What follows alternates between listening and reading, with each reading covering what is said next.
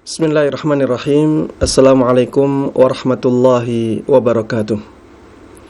Innal hamdalillah nahmaduhu wa nasta'inuhu wa nastaghfiruh wa na'udzu billahi min shururi anfusina wa min sayyiati a'malina. May yahdihillahu fala mudhillalah wa may yudlil fala hadiyalah. Wa asyhadu an la ilaha illallah wahdahu la syarikalah wa asyhadu anna Muhammadan 'abduhu wa rasuluh. Ya ayyuhalladzina amanu ittaqullaha haqqa tuqatih wa la tamutunna illa wa antum muslimun. Amma ba'd, fa inna asdaqal hadithi kitabullah wa khairal huda huda Muhammadin sallallahu alaihi wasallam wa syarral umuri muhdatsatuha fa inna kulla muhdatsatin bid'ah wa kulla bid'atin dhalalah. Para jemaah sekalian, kaum muslimin dan kaum muslimat dimanapun Anda berada, khususnya para pemirsa Roja TV dan para pendengar Radio Roja, rahimani wa rahimakumullah. Semoga Allah subhanahu wa ta'ala memberikan rahmatnya kepada kita semuanya. Alhamdulillah, pada kesempatan yang berbahagia ini kita bisa bertemu kembali dalam kajian ilmiah yang membahas tentang fikih ibadah.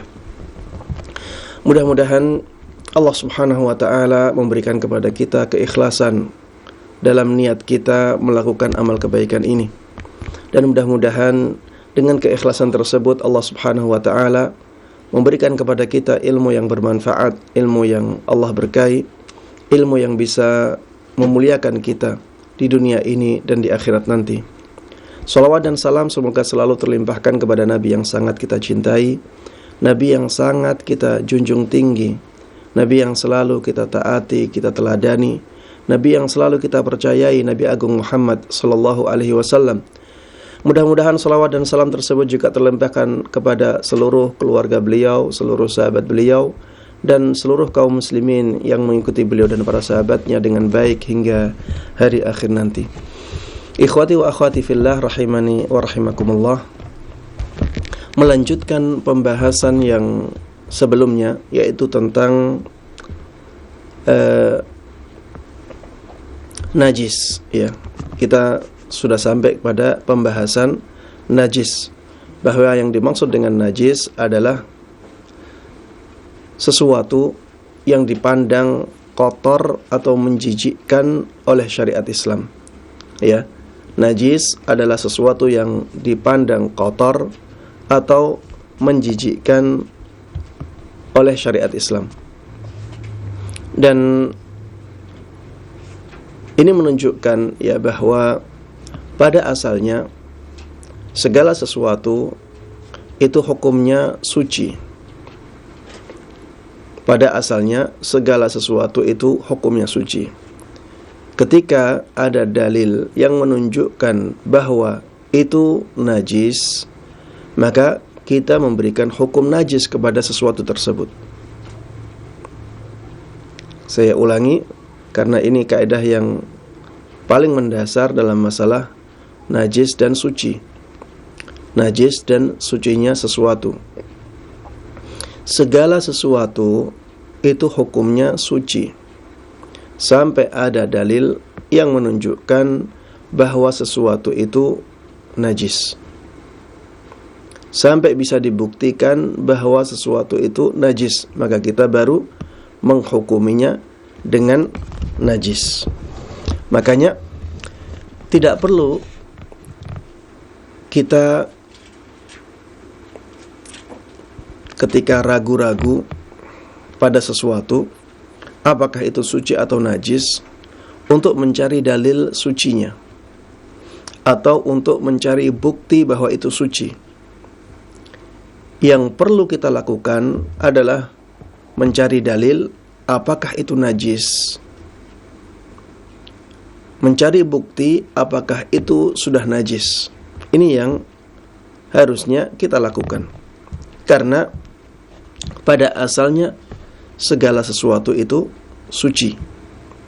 Sama dengan masalah muamalah, ya. Masalah muamalah dikatakan oleh para ulama al-aslu fil muamalat al-hillu wal ibahah. Pada asalnya masalah-masalah dan dalam muamalah itu dibolehkan sampai ada dalil yang menunjukkan bahwa itu haram.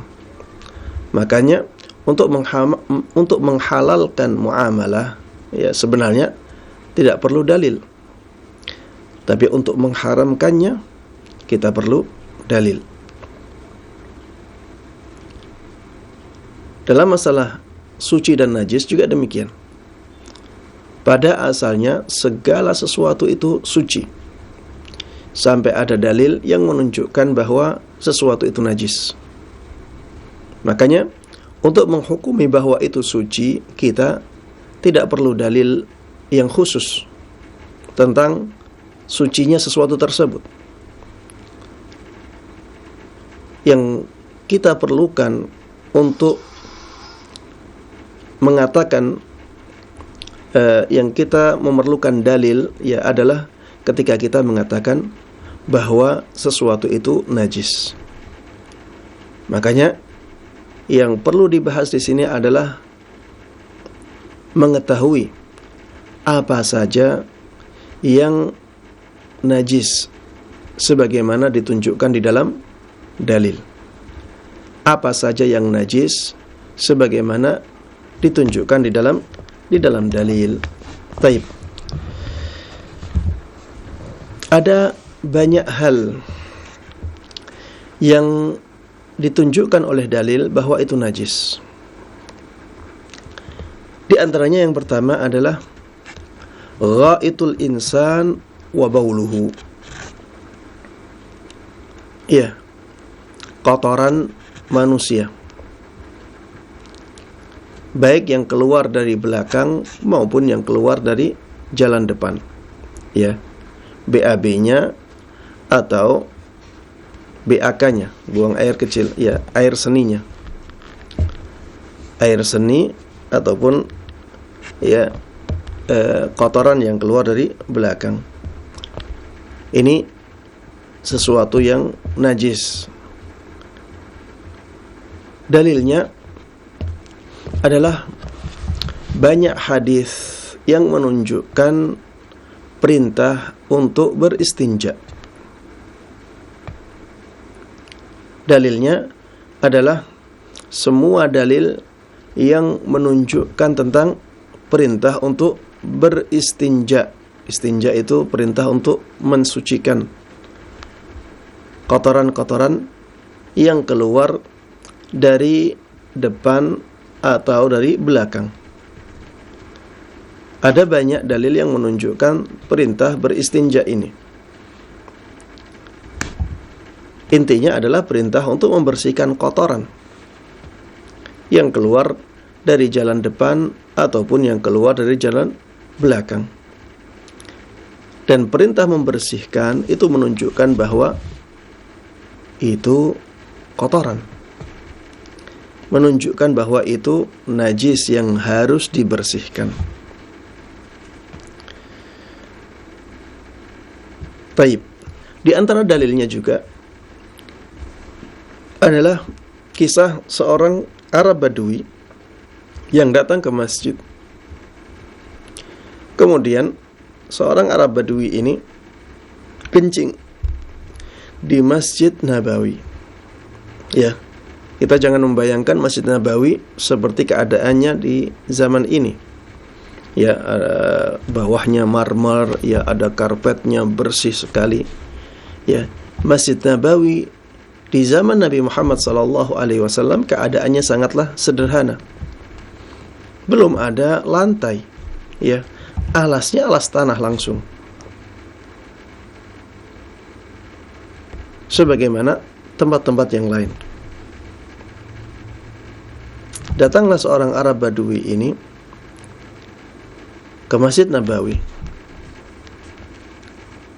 Kemudian kencing di Masjid Nabawi. Maka sebagian sahabat Nabi ada yang ingin mencegahnya, tapi sudah terlanjur kencing.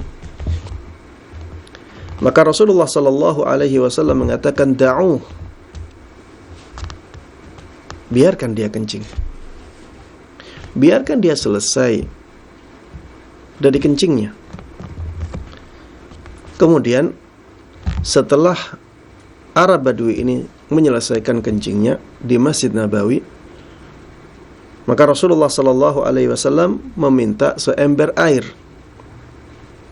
Kemudian beliau menyiramkan seember air tersebut ke bekas tempat kencingnya orang Arab Badui itu.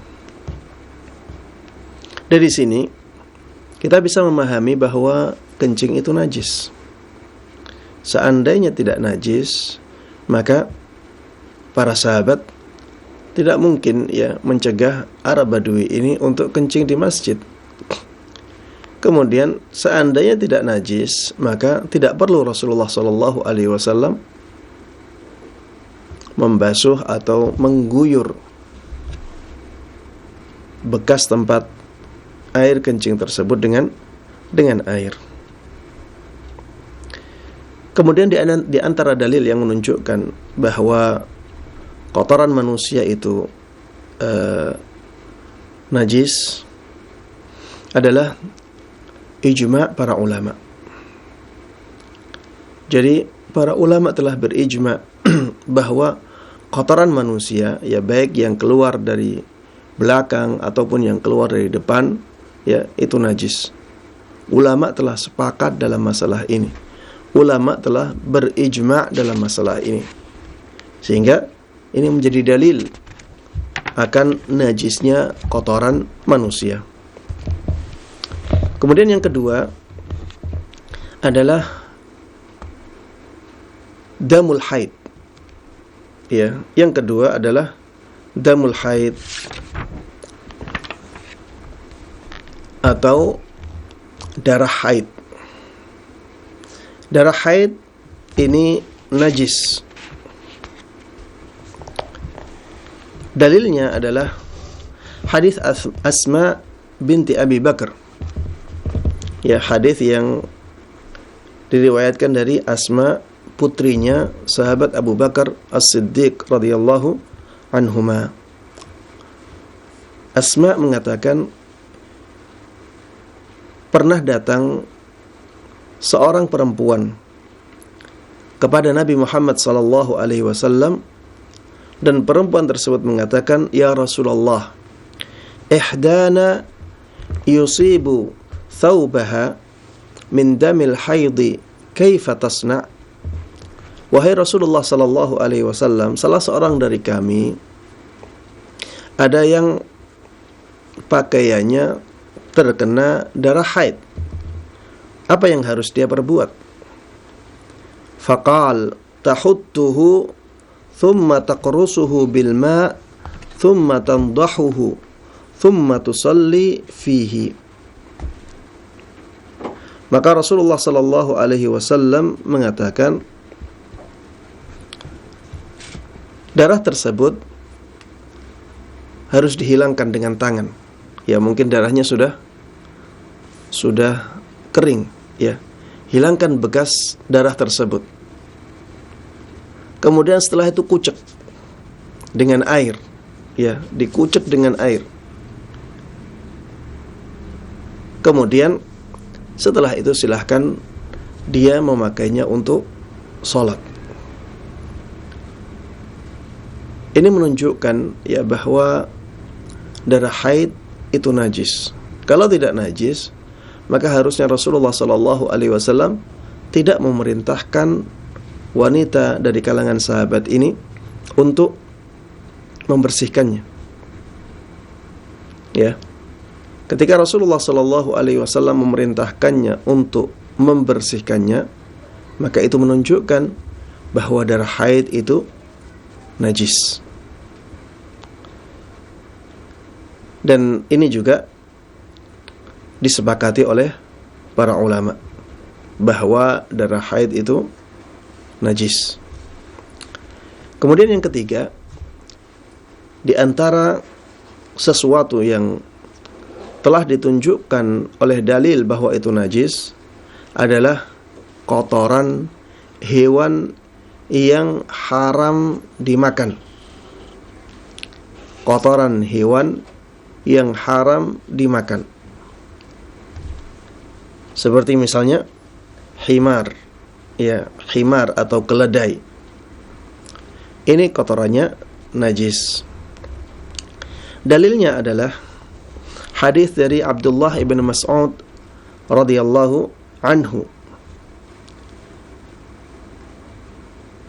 Beliau mengatakan, arada Nabi alaihi salatu wassalam an yatabarraz.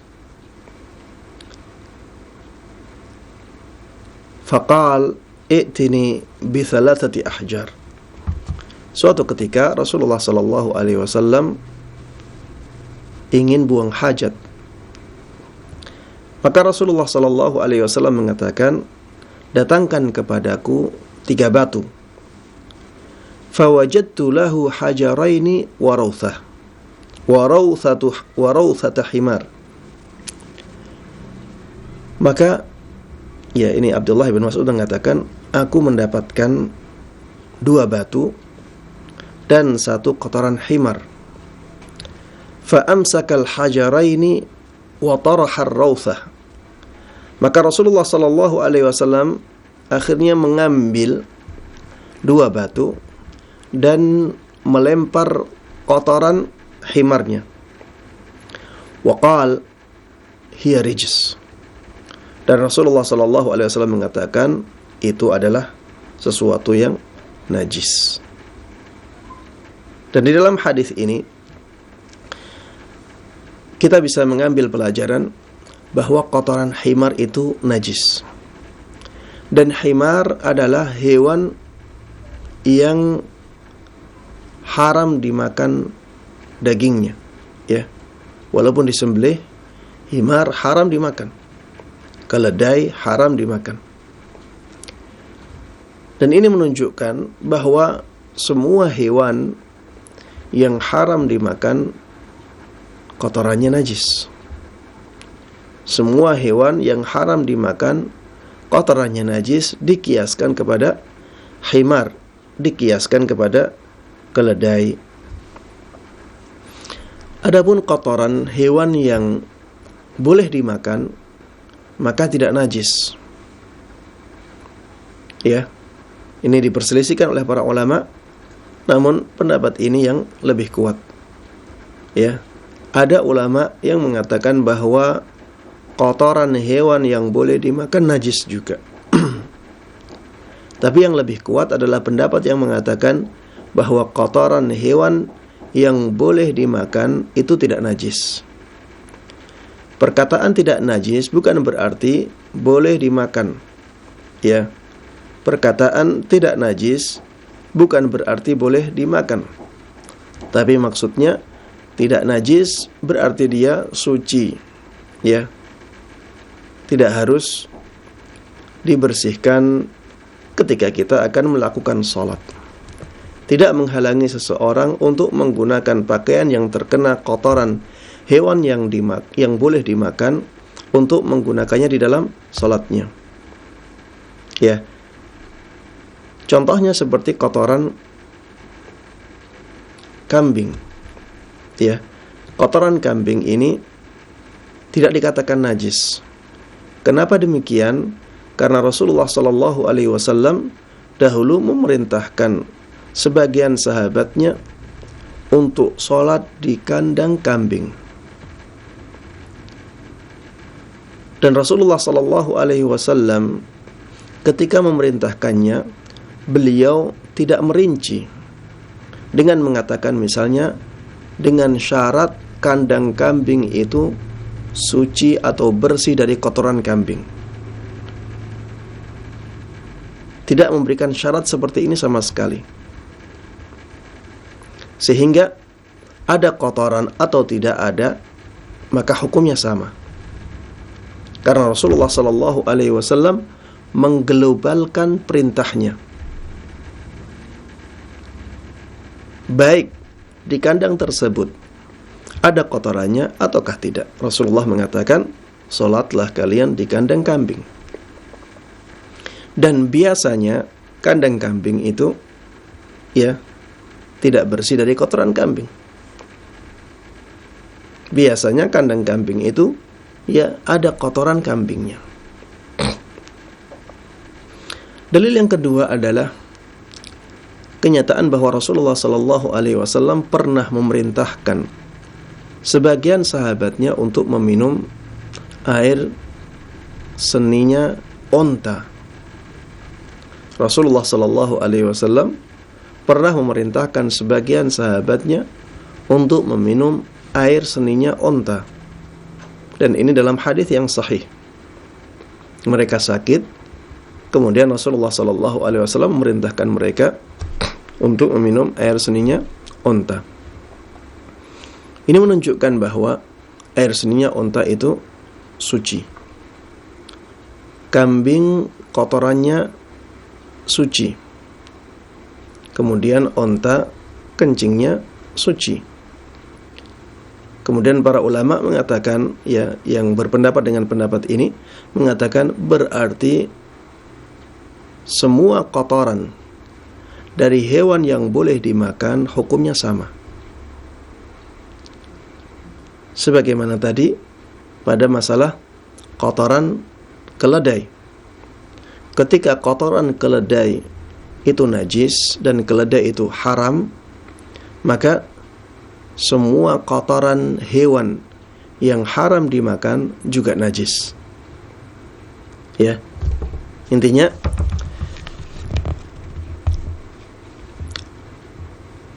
termasuk di antara sesuatu yang najis adalah kotoran semua hewan yang haram dimakan.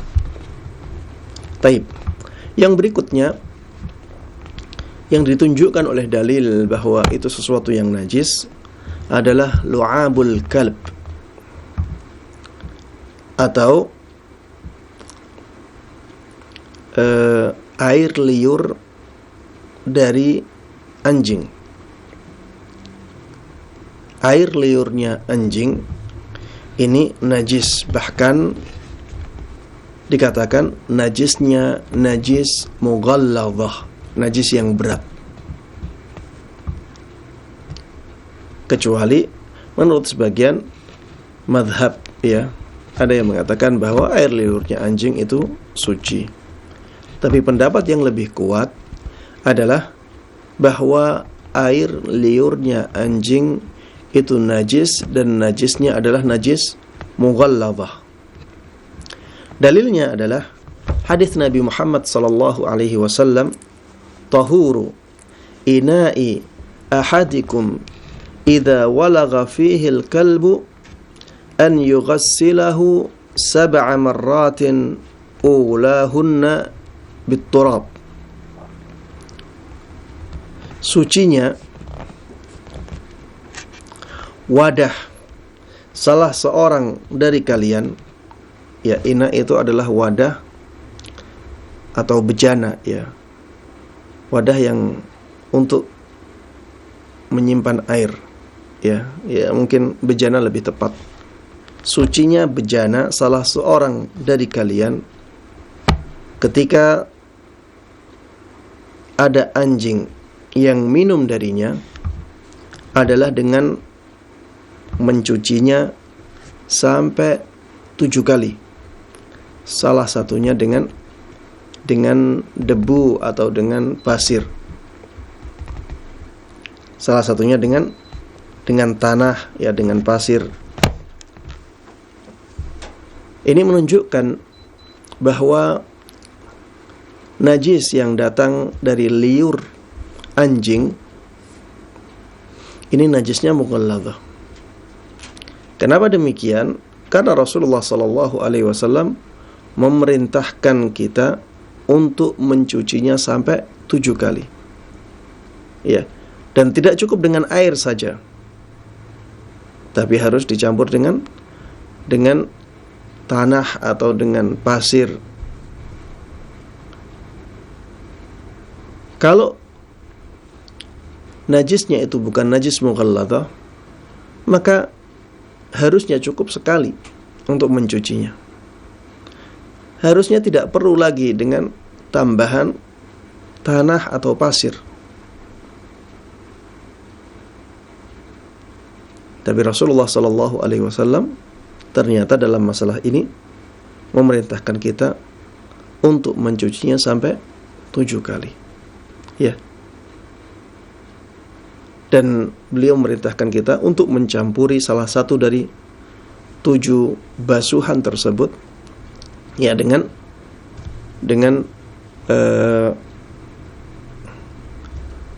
tanah atau dengan pasir. Di sini dikatakan ulahunna biturab. Cucian pertama dengan turab, dengan tanah atau pasir. Taib. Di sini dikatakan yang pertama. Ada riwayat yang mengatakan salah satunya. Jadi bisa yang pertama, bisa yang terakhir, bisa di tengah. Taib. Yang berikutnya adalah lahmul khinzir atau daging babi. Daging babi ini najis. Daging babi ini najis. Apa dalil yang menunjukkan bahwa daging babi itu najis? Dalilnya adalah firman Allah Subhanahu wa ta'ala, fa innahu rijsun, bahwa sesungguhnya daging babi itu najis. Fa innahu rijsun, bahwa sesungguhnya daging babi itu najis. Taib. Kalau daging babi itu najis, berarti daging babi itu tidak boleh dimakan. Dan ini sebuah konsekuensi. Karena najis itu sesuatu yang dianggap kotor oleh syariat Islam. Sesuatu yang dianggap menjijikkan oleh syariat Islam. Sehingga kita bisa simpulkan bahwa semua yang najis itu haram dimakan. Tapi tidak sebaliknya. Tidak sebaliknya. Tidak semua yang haram dimakan berarti najis. Ya, diingat-ingat ya kaidah ini. Semua yang najis itu diharamkan untuk dimakan. Tidak sebaliknya. Tidak semua yang haram dimakan itu najis. Ya, misalnya saya contohkan tadi damul haid. Darah haid dikatakan najis, berarti darah haid tidak boleh diminum. Haram untuk diminum. Seperti misalnya ada air yang tercampur air liurnya anjing, maka air tersebut menjadi najis. Ketika dia airnya jadi najis, berarti haram untuk diminum. Dan begitu seterusnya. Semua yang najis itu diharamkan untuk dimakan atau diminum. Tidak sebaliknya. Tidak semua yang haram dimakan atau diminum itu najis. Seperti misalnya racun. Racun itu haram dimakan. Tapi sebab haramnya bukan karena kenajisannya. Sebab haramnya karena dia membahayakan manusia. Maka kita katakan dia haram bukan karena najisnya, tapi karena membahayakan manusia, sehingga dia bukan najis. Kecuali racun yang terbuat dari sesuatu yang najis, beda lagi. Tapi kalau racun tersebut ya diambil dari bahan yang tidak ada dalil yang menunjukkan kenajisannya, maka racun itu suci, tapi tidak boleh dimakan. Haram untuk dimakan karena dia membahayakan manusia. Contohnya lagi seperti misalnya ganja. Ganja ini memabukkan. Bukan berarti ganja itu jadi najis. Karena sebab haramnya dia dimakan bukan karena najisnya, tapi karena dia memabukkan. Maka ganja bukan sesuatu yang najis walaupun dia haram dimakan. Contohnya lagi, ya, mohon maaf, ya, jangan sampai tersinggung. Seperti misalnya rokok. Rokok diharamkan oleh para ulama di zaman ini karena banyaknya mudarat yang disebabkan oleh rokok. Tapi bukan berarti rokok itu najis. Karena sebab diharamkannya rokok bukanlah karena kenajisannya, tapi karena dia membahayakan manusia. Ya, ini bisa dicontohkan dalam banyak contoh, ya. Yang jelas tadi kaedahnya kita harus tahu bahwa semua yang najis itu haram dimakan. Tapi tidak semua yang haram dimakan itu najis. Yang selanjutnya yang merupakan sesuatu yang najis adalah bangkai. Bangkai ini sesuatu yang najis. Dalilnya adalah hadis Nabi Muhammad sallallahu alaihi wasallam, "Idza dubighal ihabu faqad tahur." Apabila kulit disamak, maka dia menjadi suci. Apabila kulit telah disamak, maka dia telah menjadi suci. Ini menunjukkan bahwa kulit sebelum disamak itu najis. Ini menunjukkan bahwa kulit sebelum disamak itu najis. Makanya dikatakan kalau yang najis itu telah disamak, maka dia menjadi suci. Kalau kulit bangkai itu najis, maka berarti semua bagian bangkai itu najis. Semua bagian bangkai itu najis. Ya, seperti misalnya dagingnya. Ya, itu najis. Jeroannya itu najis. Hanya saja ada beberapa bagian yang diperselisihkan oleh para ulama, ya, seperti misalnya rambutnya. Apakah rambutnya bangkai itu najis ataukah tidak? Ini diperselisihkan oleh para ulama. Begitu pula tulangnya. Tulang bangkai itu najis ataukah tidak? Ini juga diperselisihkan oleh para ulama. Tapi yang berhubungan dengan kulitnya, yang berhubungan dengan dagingnya, berhubungan dengan jeroannya, maka para ulama sepakat, para ulama ijma' bahwa itu semuanya najis.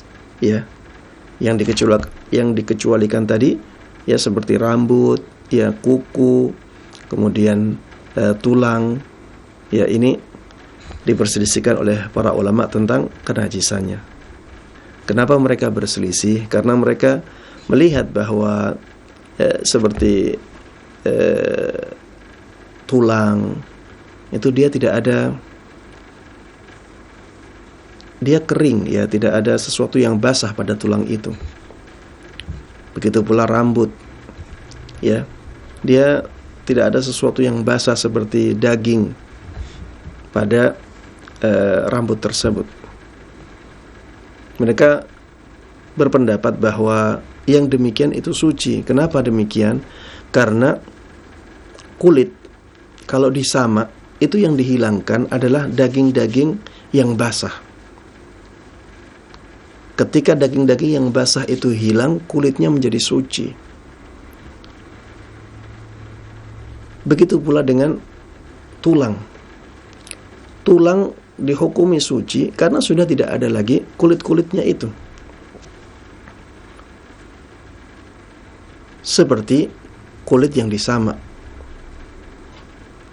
Tulangnya suci karena tulang itu tanpa disamak sudah bisa bersih.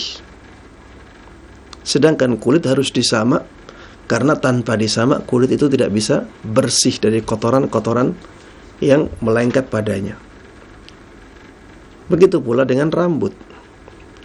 Tanpa disamak, dia sudah suci dari kotoran-kotoran itu yang melekat ya pada daging. Yang melekat pada kulit. Tidak perlu kita membersihkan rambutnya bangkai, karena memang tidak ada kotoran yang melekat di situ. Maka para ulama di sinilah mereka berbeda pendapat, ada yang menajiskannya, ada yang tidak menajiskannya. Baik. Intinya pembahasan kita pada masalah kulit ya, pada masalah kulit, bahwa kulit dari bangkai itu najis. Maka semua yang berhubungan dengan bangkai dihukumi najis, kecuali yang saya sebutkan tadi. Baik. Apakah semua bangkai itu najis? Apakah semua jenis bangkai itu najis? Kata para ulama, pada asalnya semua bangkai itu najis, kecuali yang dikecualikan oleh dalil. Kecuali yang ditunjukkan oleh dalil bahwa bangkai itu suci. Dan ada beberapa dalil yang menunjukkan bahwa sebagian bangkai itu suci. Seperti misalnya bangkai ikan. Ya. Bangkai ikan itu suci. Coba bayangkan kalau bangkai ikan itu najis ya. Betapa sulitnya kita memakan ikan. Ya. Di pasar-pasar ikan-ikan mati tanpa disembelih. Sebenarnya bangkai dia. Tapi alhamdulillah syariat Islam adalah syariat yang di dalamnya ada banyak rahmat Allah Subhanahu wa taala. Ya. Bukti kasih sayang Allah Subhanahu wa taala kepada hambanya banyak terdapat pada ajaran-ajaran syariat ini. Ya, bangkai ikan itu suci. Baik ikan tersebut hidupnya di air tawar ataupun di laut ya. Tapi itu semuanya dihukumi suci. Begitu pula belalang. Daging belalang ya. Mungkin sekarang orang itu heran kenapa belalang dibahas ya. Apakah ada orang yang makan belalang? Kita katakan ada ya, apalagi di zaman dulu ya, ada sebagian athar dari salah seorang sahabat dalam sebuah perangnya, mereka tidaklah memakan kecuali dari belalang. Subhanallah. Inilah kesederhanaan orang di zaman dahulu, kadang tidak terpikirkan di alam pikiran kita karena keadaannya yang sudah sangat jauh berbeda. Intinya bangkai belalang ini juga dihalalkan.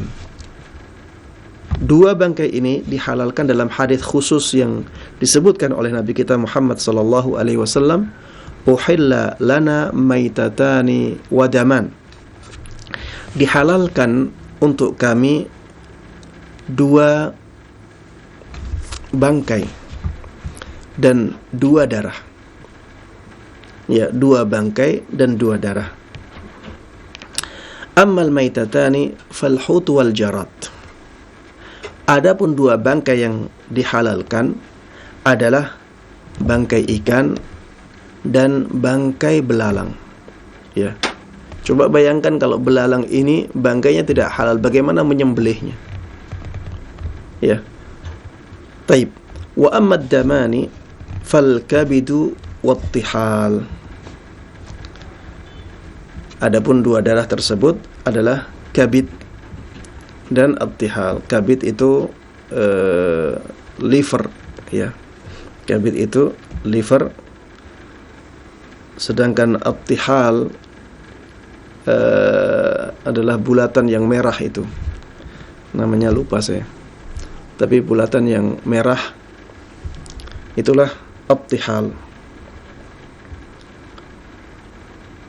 Biasanya di samping liver ya, di samping, kalau kita terjemahkan hati, sebenarnya ya kalau kita masukkan hati ke qalb, maka kurang pas ya. Kalau kita terjemahkan liver lebih pas. Kabid itu liver. Biasanya di samping liver ada sesuatu yang bulat ya, bulatnya oval. Itu juga berwarna darah. Itulah tihal. Ya, ini darah yang menggumpal ya seperti daging, tapi dihalalkan oleh syariat Islam. Kemudian ada juga bangkai yang tidak najis. Selain itu, yaitu bangkai yang tidak ada darah mengalirnya padanya. Bangkai hewan yang tidak terlihat ada darah mengalir pada hewan tersebut. Seperti misalnya dzubab atau lalat, an-nahl ya, lebah, an-naml yaitu semut, kemudian seperti kupu-kupu.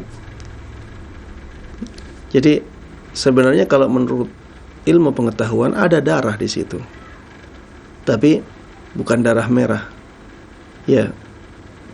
Dan tidak terlihat ada darah yang mengalir ya, secara penglihatan kasat mata, secara penglihatan sederhana, tidak ada darah yang mengalir pada hewan-hewan yang seperti ini.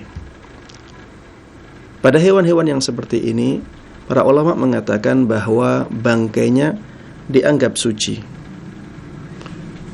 Dalilnya adalah hadis Nabi Muhammad sallallahu alaihi wasallam, "Idza waqa'a adz-dzubabu fi ina'i ahadikum falyaghmishu kulluhu aw liyatrahah. Fa inna fi ahadi janahihi da' wa fil akhari shifa." Apabila ada lalat yang jatuh di tempat minuman salah seorang dari kalian, maka silahkan dia menenggelamkan lalatnya. Kalau lalat jatuh di tempat minuman salah seorang dari kalian, maka tenggelamkan dia, atau kalau tidak mau ya, buang saja minuman itu. Karena di salah satu sayap dari lalat tersebut ada penyakitnya. Di sayap yang lain ada obatnya. Di sini dari mana para ulama mengatakan bahwa bangkai lalat itu tidak najis? Karena Rasulullah sallallahu alaihi wasallam memerintahkan untuk menenggelamkan. Dan kalau ditenggelamkan berarti ya akan tercampur di situ antara bangkainya dengan minumannya. Taib, Ustaz, kan tidak disebutkan bangkai. Dari mana kita memahami bahwa bangkainya juga suci atau tidak najis? Kita katakan Rasulullah sallallahu alaihi wasallam di sini tidak merinci. Rasulullah tidak merinci dengan mengatakan apabila lalatnya masih hidup maka masukkan. Rasulullah tidak mengatakan demikian. Rasulullah mengatakan apabila ada lalat yang jatuh di tempat minuman kalian, maka masukkan dia sekalian. Atau kalau tidak mau, ya buang minuman itu. Dan di sini ya ada kemungkinan lalatnya masih hidup, ada kemungkinan lalatnya sudah mati. Rasulullah tidak memperinci, berarti Rasulullah mengglobalkan.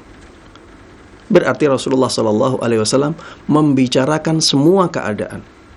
Baik keadaannya dia masih hidup ataupun sudah mati, sama saja hukumnya. Silahkan ditenggelamkan. Dan ini menunjukkan bahwa bangkai dari lalat itu suci. Taib. Sehingga para ulama akhirnya mengkiaskan hewan-hewan lain yang seperti lalat ya dengan hukumnya lalat. Dan mereka mengambil illah, yaitu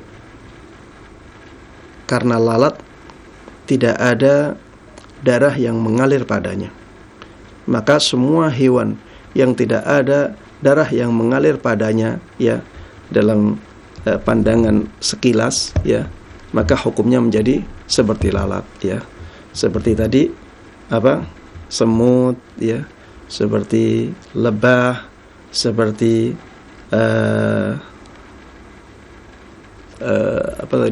kupu-kupu, ya. Itu hukumnya dihukumi sama.